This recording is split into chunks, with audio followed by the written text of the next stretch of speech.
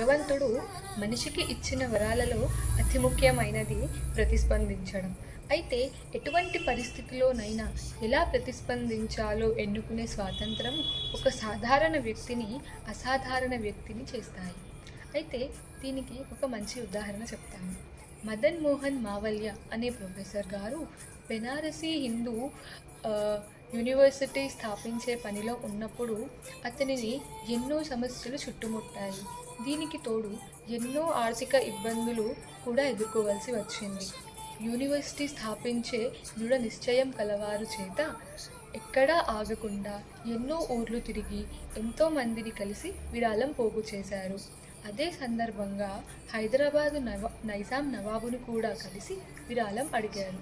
అప్పుడు నైజాం నవాబు, ఎంత ధైర్యం, హిందూ యూనివర్సిటీ స్థాపించడానికి నన్నే విరాళం అడుగుతావా అని తన కాలి చెప్పును తీసి ప్రొఫెసర్ గారి మీదకి విసిరారు. అప్పుడు ప్రొఫెసర్ గారు ఏం చేసి ఉంటారని అనుకుంటున్నారు? అదే స్థానంలో మనం ఉండి ఉంటే దానిని పెద్ద అవమానంగా భావించి అక్కడి నుంచి తిరిగి వెళ్ళిపోయేవాళ్ళం.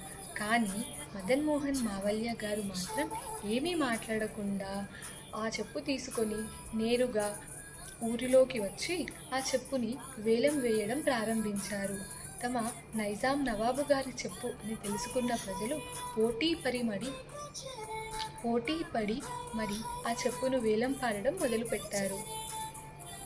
విషయం తెలుసుకున్న నవాబు గారు, నా చెప్పును ఎవరైనా తక్కువ ధరకి వేలంలో కొంటే నాకెంత అవమానం అనుకొని తమ భటులచే పెద్ద డబ్బుల సంచి ఇచ్చి వేలంలో ఎక్కువ ధర పలికి నా చెప్పును తిరిగి తీసుకురా అని ఆజ్ఞాపించారు.